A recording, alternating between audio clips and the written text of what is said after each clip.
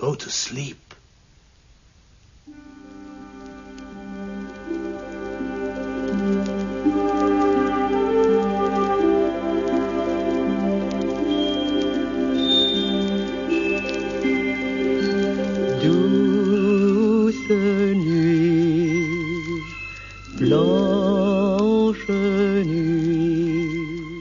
Maigret's Christmas by Georges Simenon. Adapted for radio by John Petherbridge.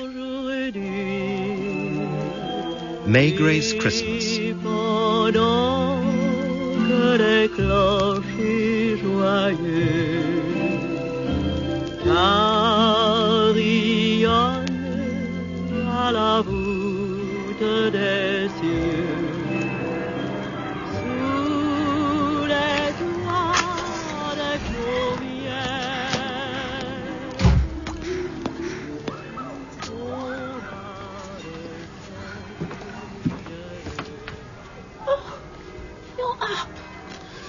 Happy Christmas, dear.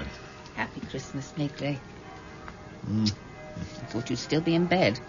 You usually have a lie-in on Christmas morning. I was awake, so I thought I might as well get up. I was going to bring you breakfast in bed. I just made the coffee and I've been out to get the croissant. We can eat in here. Isn't it lovely to see the children out playing on their new bicycles? Yeah, we won't get a moment's peace all day. What with the sound of bike bells and tin drums and pop guns and all the rest of the paraphernalia. Oh, don't be such a misery. Come and sit down and have your coffee before it gets cold. Maigret? Do you know those women? What women?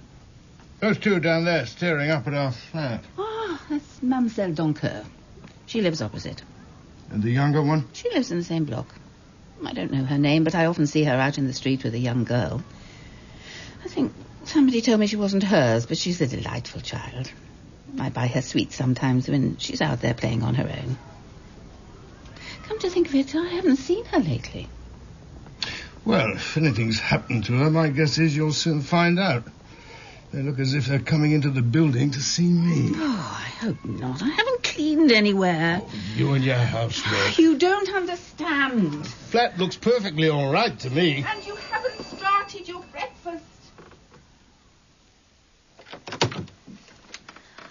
Oh, is the inspector in? If he's busy, it doesn't matter. Yeah, I'm Mademoiselle Doncoeur, and this is my neighbour, Madame Martin. Hello. We are awfully sorry to disturb him, but something rather funny happened last night, and I thought it was our duty to tell the inspector about it. I'm sure there's a perfectly simple explanation. You'd better come in. Yeah, I'll thank you. I told you the inspector wouldn't mind. He's always helping people out.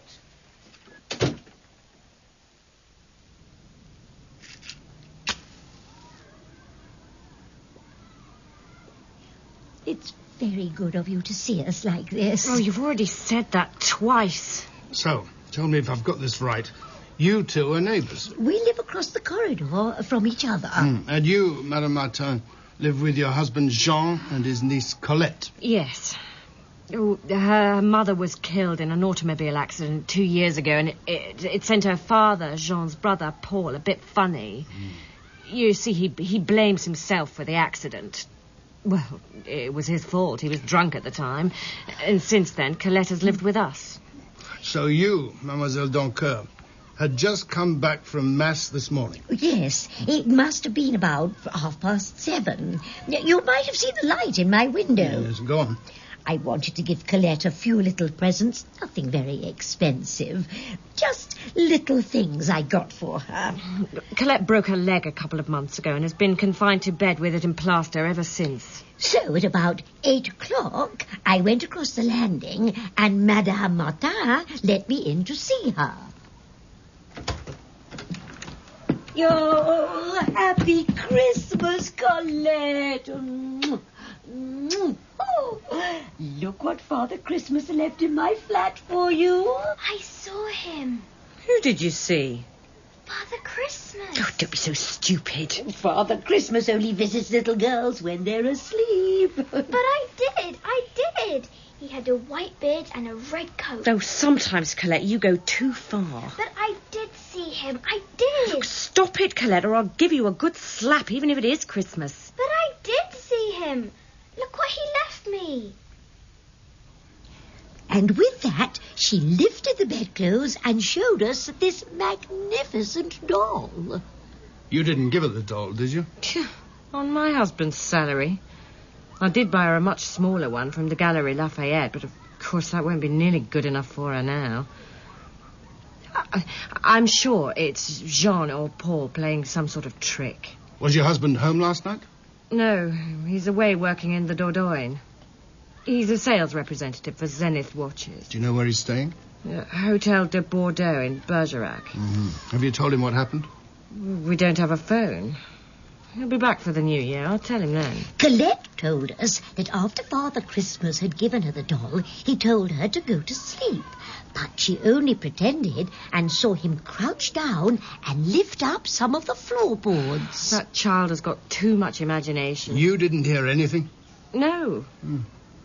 Oh, Colette's room has 2 doors, one of which opens directly onto the landing. Apparently her room used to be let out separately. And that door was locked? Well, of course it was. What do you take me for? Well, I'm sorry, but really, she may not be my child, but I do my best to look after her. Was there any sign of the lock being forced? Well, I don't know.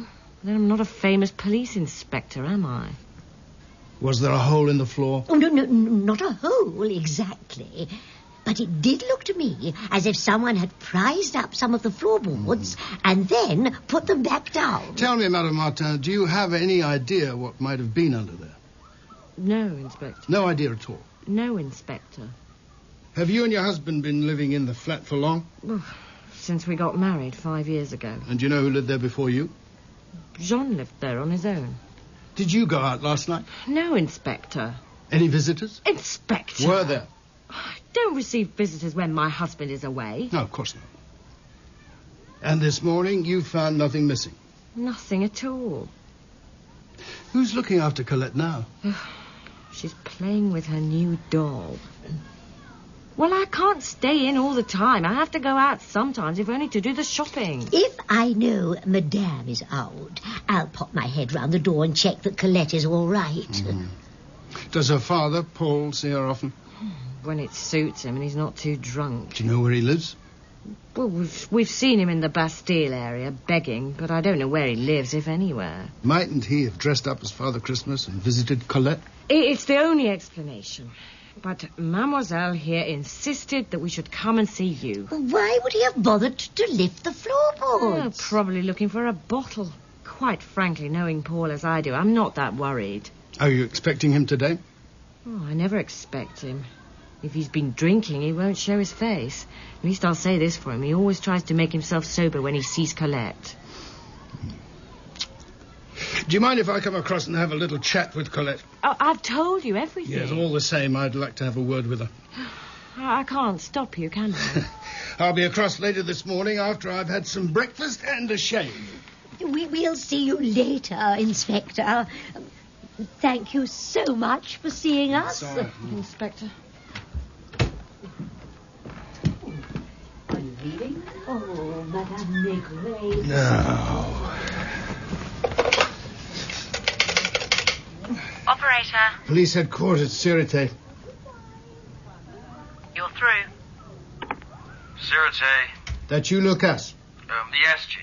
You busy? Just the usual Christmas Day stuff. Good. I'd like you to do something for me. Yes, Chief. I want you to find out where a certain Paul Martin, alcoholic of no fixed abode, spent last night. Apparently, he often hangs out in the Bastille district, so start with the local police stations and flop houses. Got it. And find out what his brother, Jean, did last night and whether he received any phone calls or telegrams. He's staying at the Hotel Bordeaux in Bergerac. Something happened. A little girl claims to have seen Father Christmas.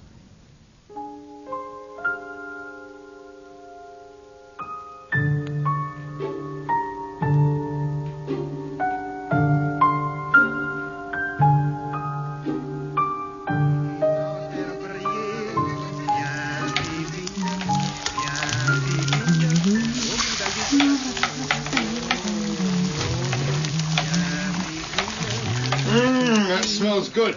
Oh, close the door. I don't want the smell of onions all over the flat. You don't think Colette is in any danger, do you? No, I don't think so. It must be awful for her without a proper mother.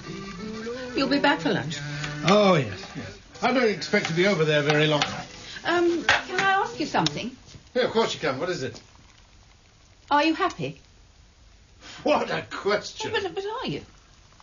What's brought this on all of a sudden? Oh, just thinking of children like Colette, who don't have proper parents, when there's so many of us who long for the chance to. Doesn't matter. It's just me being silly. You'd better go and speak to Colette. Quand tu me frôles, ça me fait drôle, jusque dans le dos. Quand tu vires, ça me chavire, le petit boulot. Viens, pépine, viens pas jeter dans la peau.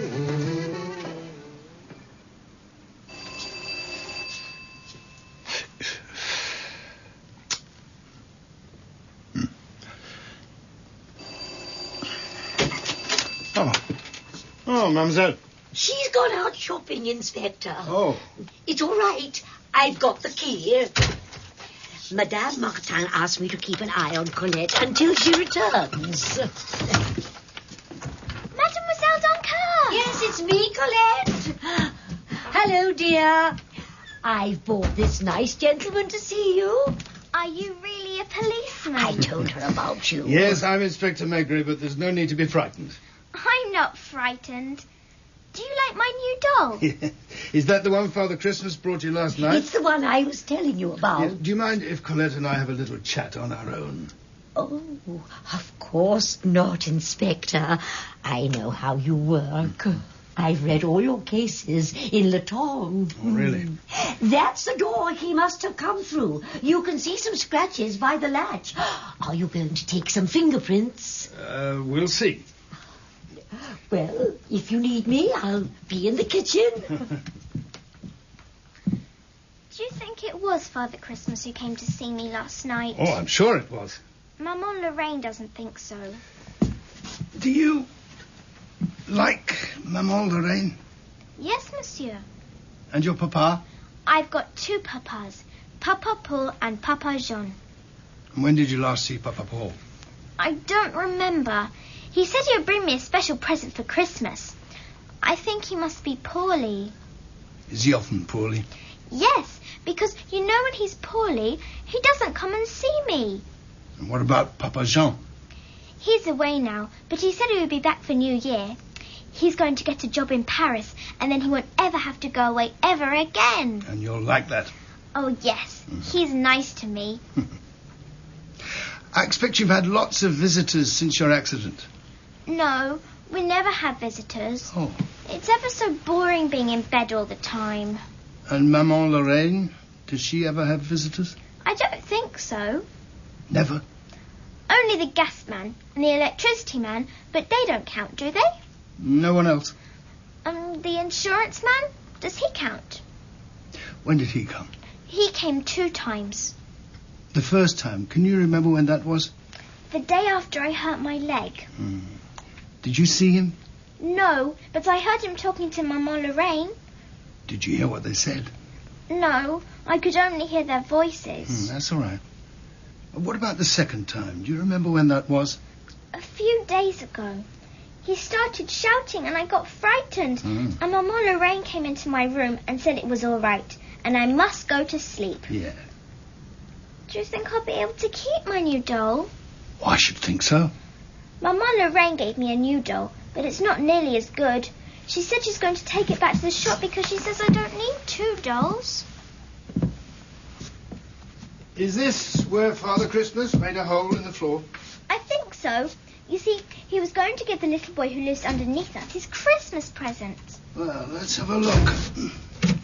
Can you see him? Oh. You won't find anything down there, Inspector. Madame Martin.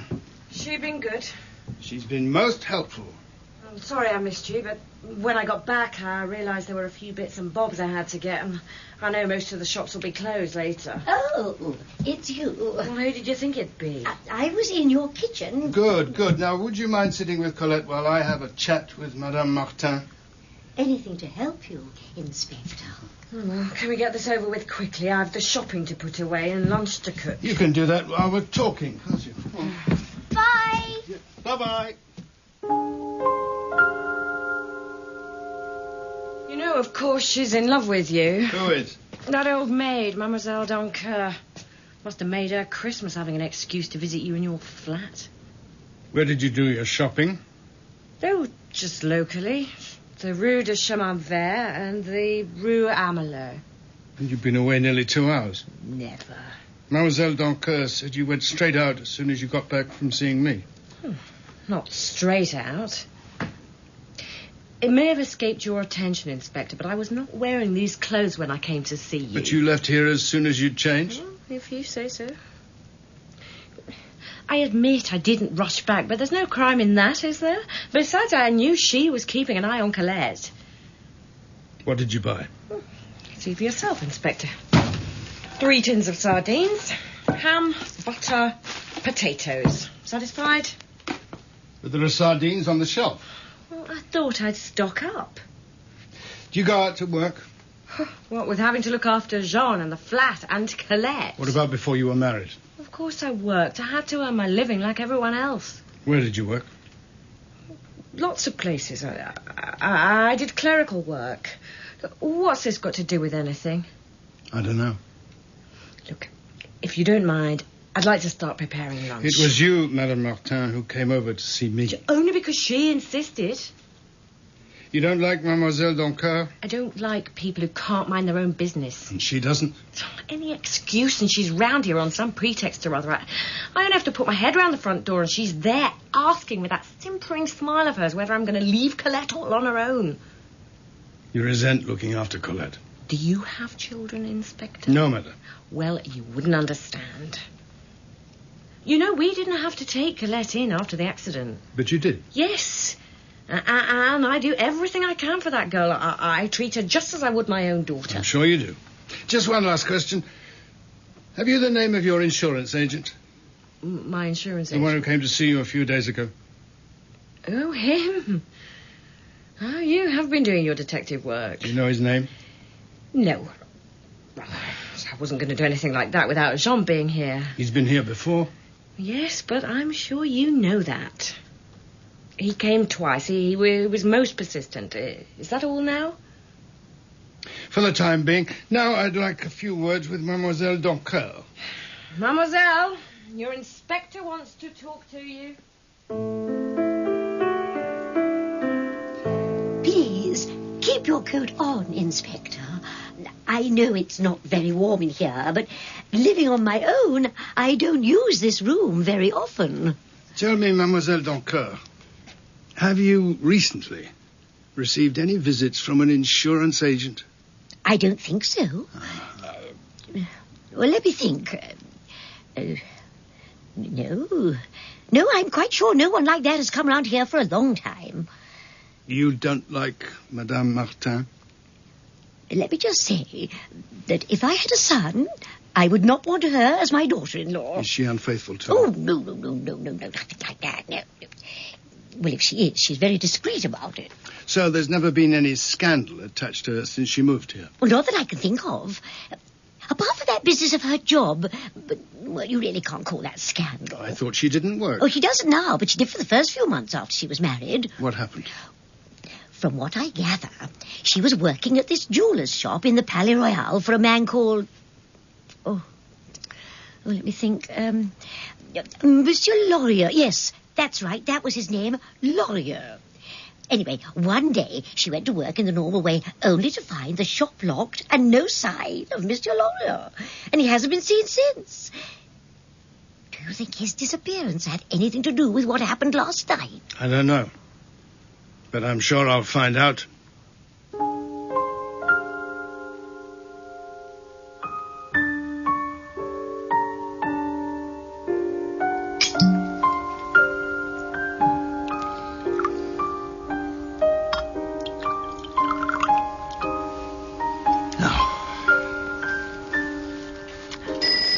Oh, no, we've only just finished lunch. I'll do it. Maigret? It's me, Chief. Ah, right, Lucas. What have you got for me? We had a bit of luck with Paul Martin. Yes. Right. Last night, after Christmas dinner at the Salvation Army barge at Pont Neuf, he went to a nightclub in the Latin Quarter, where he worked as doorman for a few hours. At about 2 this morning, he finished there and went to a bar, got drunk and was picked up by the local police at around 4. Oh, yes. He had only just been released when I contacted them. Apparently, he still had a few francs left in his pocket, so the likelihood is that he's probably back on the drink. Yeah. His usual bar is Chez Bernard in the Place de la Bastille. Not far from you, sir. Yeah, good. What about his brother Jean? Did you find out if he received any calls last night? Yes. Apparently he did receive a call at his hotel late last night. But by the time he reached the phone, the caller had rung off. The receptionist reckons that someone was checking up on whether he was actually at the hotel. Anything else? He's coming back to Paris. Apparently he got wind of my inquiries and became quite agitated. He's catching a train which should get him into Paris at around 11 tonight. Right. Oh, one other thing I want you to do. Yes, Chief? Find out from police records what you can about a man called Lorieux. He disappeared suddenly from his jewellery shop in the Palais Royal 5 years ago. Right, Chief. Now.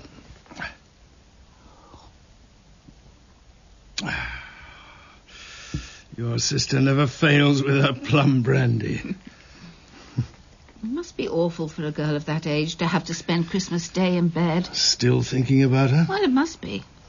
Any idea how much longer she's going to have her leg in plaster? No, I don't know. I didn't ask. Why? Well, if she's been laid up in bed for 2 months, I don't imagine it'll be much longer before she's up and about on crutches. And free to leave her room? Yes. Why? Well, it means that anybody wanting to give the room a thorough search would only have to wait till then. Perhaps there was some reason they couldn't wait. Yes, exactly. Jean Martin would have been back from his rounds in a couple of days. Any idea of what they were looking for? I don't know. But if they didn't find whatever it was last night, then my guess is that it won't be long before they try again. Right. Where are you going? To see Paul Martin. This afternoon? You said we could go and see the new Jean Gabin at the Grand Rex. I'm sorry. On Christmas Day? I'm sorry. I know you've got your job. It's just that I was so looking forward to it. Well, perhaps we can go tomorrow when this business is all cleared up. That's what you always say? Well, make sure you wrap up warm. Yeah. Looks like it's going to snow.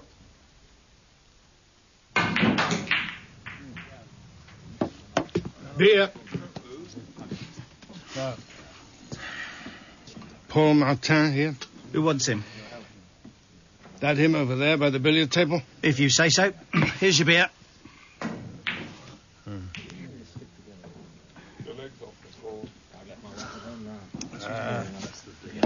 You Paul Martin? Oh, is that your beer? You want one? Beer for my friend over here, please. Another beer. I know you. You're Inspector Maigret. You live opposite my brother. Right. Something's happened to Colette. No. What's happened to her? What's happened to my poor Colette? Calm down. Nothing's happened to Colette. Oh, I'm so hopeless. So hopeless. I can't even look after my own kid. Not even at Christmas. I'm so awful. One beer. Oh. Last night, a man dressed as Father Christmas got into her room. Are you sick? No, it's all right. Nothing happened. The man didn't touch Colette. He gave her an enormous doll and then proceeded to look under the floorboards for something. Why? That's what I'm trying to find out. Tell me, is your brother Jean the sort of man to hide something under the floorboard, something he didn't want his wife to know about? Jean doesn't have any secrets from Lorraine. He wouldn't dare. You don't like her very much, do you? My poor wife said it was very convenient that Lorraine married a man who was away so much. Oh, perhaps I shouldn't have left Colette with her. Colette's all right. I was going to see her today. My own kid on Christmas Day, and I'm drunk. Well, sure. I should have drowned with my wife in the accident, and then everybody would have been You happy. know that's not true. Oh, you can say that. But you don't know what it's like being on the streets at Christmas. It's so cold. There's nowhere to go. So you go into a bar for a bit of warmth, and someone takes pity on you, buys you a drink, then another. And then when you've had a few drinks, it hits you, and you remember you were going to stay sober and see your kid. But once again, you've failed, and you feel so awful. You go on drinking. Do you want to see Colette? I can't. Not like this. You can come back to my flat and get yourself cleaned up. Can I? Oh, you know I'm not always like this. Once I went to see a doctor for advice. But when I went back again a few days later, there was a big queue, and he told me he hadn't time to talk to me. I had to go to a special clinic. And you never went. Come on, let's go. Listen, I Come did on. try. Yeah. I did. Come on. I can be sober. I can be a good father.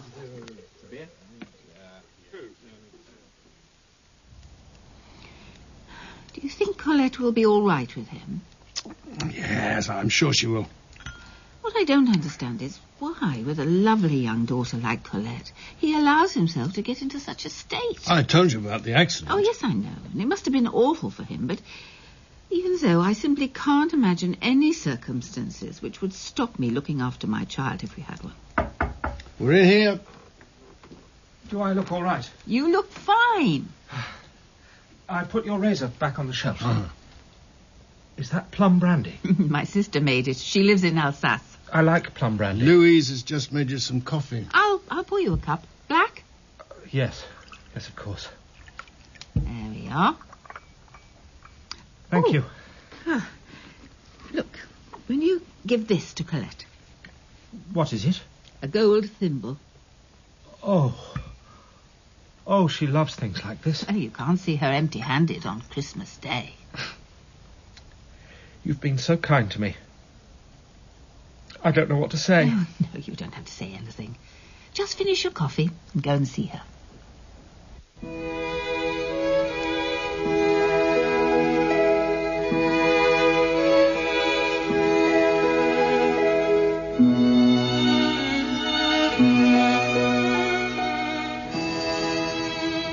Who is it? Happy Christmas, Lorraine. It's me, Paul. Just a minute. I've come to see Colette. You know where she is? Papa? Colette? Papa? Oh, Colette. Happy Christmas.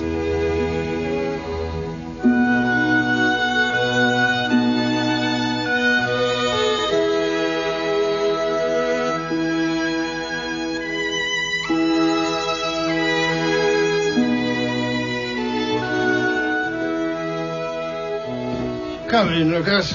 Take a seat. Thanks, Chief. You look frozen. Oh, it's snowing. Yeah. Look, brandy, warm you up. Oh, thank you. I dug out the report on Laurier's disappearance. And? Well, it's all very odd. He just seems to have vanished off the face of the earth. He left his house to go to work as normal one morning, and that was the last anyone ever saw of him. Anything else in the report? Well, yes, there is. Apparently, Monsieur Laurier wasn't the respectable businessman his neighbours in the Rue Mazarine thought he was. His shop had a thriving sideline in selling obscene photographs and prints, though nothing was ever proved. But that may have been because the investigation was rather perfunctory. There were well-known public figures amongst his customers. And Madame Martin? She was questioned after his disappearance, but she claimed to be as mystified as everyone else. However, her old landlord from before she was married recognised Laurier from a photograph and said he used to stay the night there with her sometimes. But apart from that, nothing. Good. Well, when you've finished your brandy and thawed out, I want you to find out if any taxi driver picked up Madame Martin from around here at about 9 o'clock this morning. Any other day I'd probably be asking the impossible, but apart from a few family and church visits, they won't have been very busy today.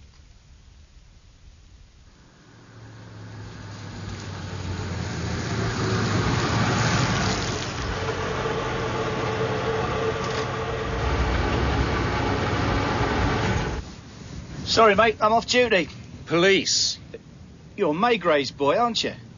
I've seen your picture in the paper with the inspector. Were you working this morning? I was here, if that's what you mean. What's this all about, then? The inspector doing one of his famous cases, is he? Did you pick up a woman in or near the Boulevard Richard Lenoir at around 9 this morning? Or the one with nice legs? If you say so. The inspector needs you to identify her. Oh, give it a rest, mate. It's Christmas. I'm just about to go home. It's important. You try telling that to the wife. She isn't happy me working Christmas as it is. Oh, hop in. I can see I won't get any peace till I get this sorted out. Where did you take this woman this morning? She got me to stop outside a travel goods shop where she brought a cardboard suitcase. Then we went to the Gare du Nord. She went in and came back 15 minutes later without it.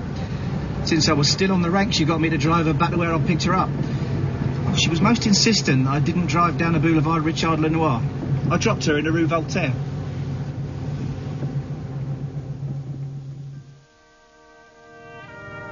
You want the 3rd floor, Madame Martin.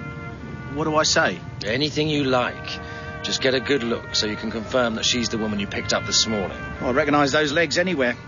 Then I can go home. Yes, you can go home then. All right, then.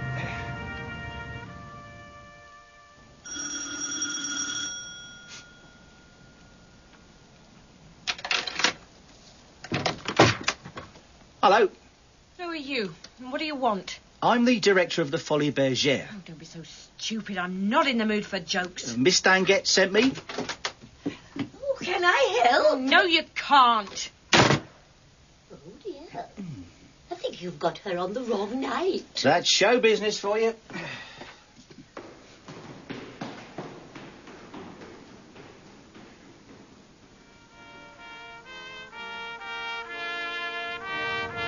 This is Inspector Maigret. Well, definitely her. You're quite sure? I wouldn't forget a pair of legs like that on Christmas Day. Will there be a reward? I doubt it. But I must have missed at least 2 fares. Just get home to that wife of yours you were so keen to get back to. So there's no reward? Scram. Yeah, happy Christmas to you too.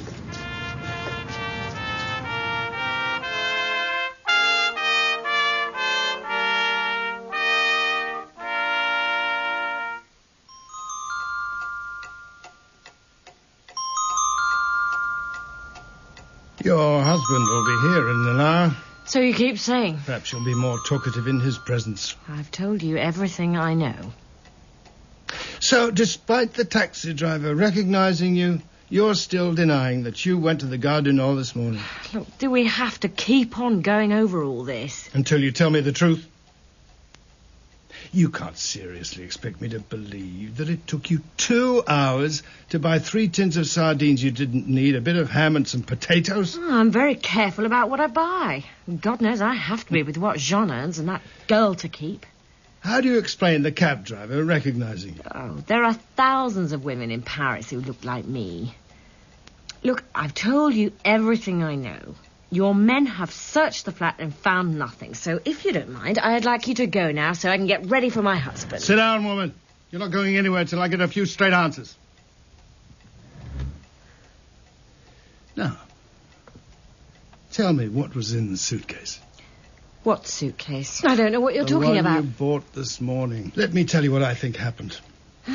Don't have any choice, do Let's I? start with your so-called insurance man. Strange, isn't it, that no one else in the building received any visits from him. Lucas checked. Well, they don't like me. Your visitor, we'll call him the insurance man, came to collect something that you had. You told him that whatever it was hidden under the floorboards in Colette's room, and you explained that you couldn't get it until she was better. A few days ago, he returned. You told him that Colette was still laid up. He became angry, probably accused you of lying. Colette heard you argue and became upset. Fearing discovery, your insurance man agreed to leave, but he no longer trusted you. And discovering that your husband would be away over Christmas, he hit on the idea of visiting Colette's room dressed as Father Christmas. You should be in films. Of course, whatever it was you had never was under Colette's floorboards. And this morning, hearing about Father Christmas's nocturnal visit, you panicked. Fearing another, perhaps violent visit from your insurance man, you took whatever it was out with you. You bought a cheap suitcase, transferred your booty into it, and then deposited the suitcase in left luggage at the Gare du Nord. You think you're so clever, don't you? I'm right, aren't I? Well, I'd have a left luggage receipt, wouldn't I? Not if you posted it to yourself. Oh, you hate me, don't you? I understand you. You've no idea. I tell you what shocks me most. Not what you may or may not have done, but your coolness. For the last couple of hours, we've been together in this room, and you've not flinched at a single question. Even the imminent arrival of your husband doesn't appear to bother you. Oh, I've done nothing wrong. You were Monsieur Laurier's mistress, weren't you? I worked for him. But he used to visit you at night before you were married, didn't he? Well, what of it? You won't tell Jean, will you? He's your husband. It was before we married. Look, Jean doesn't know. He's a good man. I don't want to hurt him. What is it, Lucas? He's outside. Terence spotted him watching this flat. Who's outside? Father Christmas. Surely you knew he'd be back. Do you know who he is? Monsieur Laurier, your insurance man, isn't he?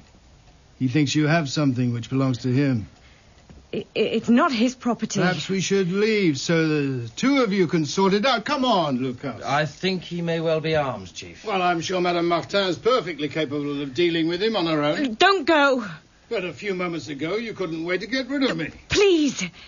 He'll kill me. He's already killed one man. So, you're going to tell us what this is all about? You'll stay? Is there money in the suitcase? Just under 1 million francs. Well, it's mine just as much as his. Where did it come from? One of the customers, Monsieur Boissy. What happened to him? Monsieur Laurier killed him. Why? Well, for the money, of course. He's ruthless. Look, you mustn't let him in. Lucas, be a good man. Keep an eye on the stairs. Yes, Chief.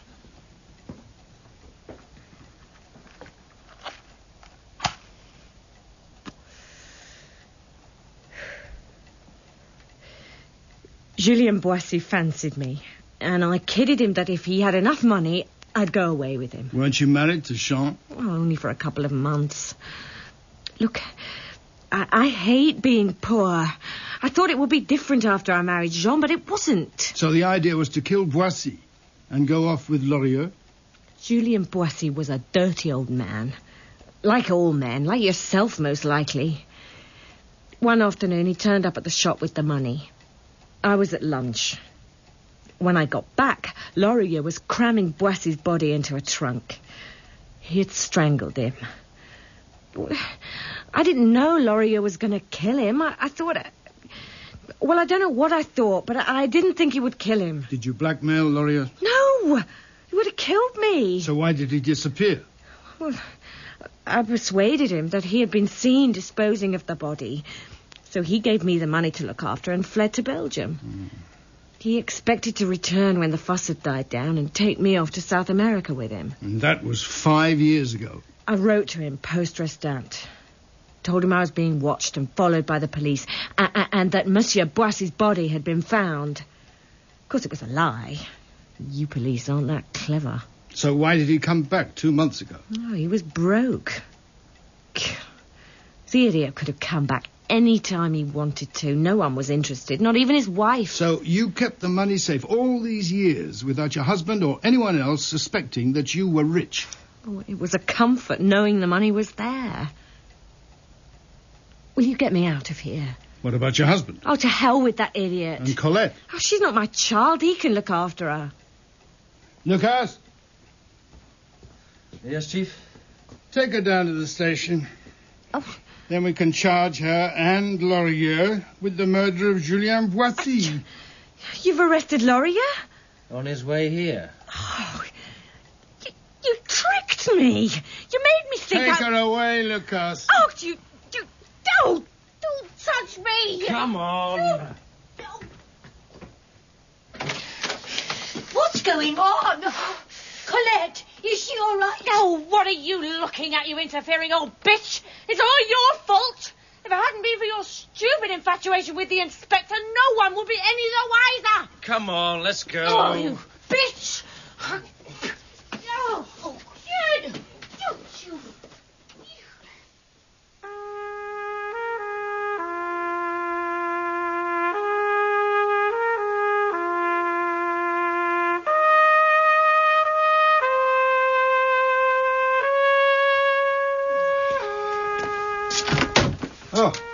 Oh, you're still up. What's happened to her? Who? Colette. I saw Lucas lead that woman away. Oh, she's asleep. Paul is still with her. What's going to happen to her? I don't know. Can I come in? Well, she could come and stay with us. I look after her. Until something more permanent is sorted out. Well, we'll see about it in the morning. But for the time being. Well, it might be the most practical solution, what with Jean working and Paul the way he is. If they agree, I'll arrange for Colette to be brought over in the morning. Oh, Maigret. Yeah. This is the best Christmas I've ever had. Can I come in now? It's freezing out here. Of course, my dear. Yeah. Of course. Douce nuit, blanche nuit, c'est Noël aujourd'hui. In Maigret's Christmas by Georges Simenon, adapted for radio by John Petherbridge, Inspector Maigret was played by Barry Foster, Madame Maigret by Pauline Yates, and Lorraine Martin by Jane Slavin. Sergeant Lucas was Joseph Bennett, Mademoiselle Doncoeur, Maria Charles, Colette, Kira Jansen, Paul Martin, Christopher Wright, and the cabbie Malcolm Ward. Maigret's Christmas was an independent production by Unique Broadcasting for BBC Radio 4. Directed by Andy Jordan.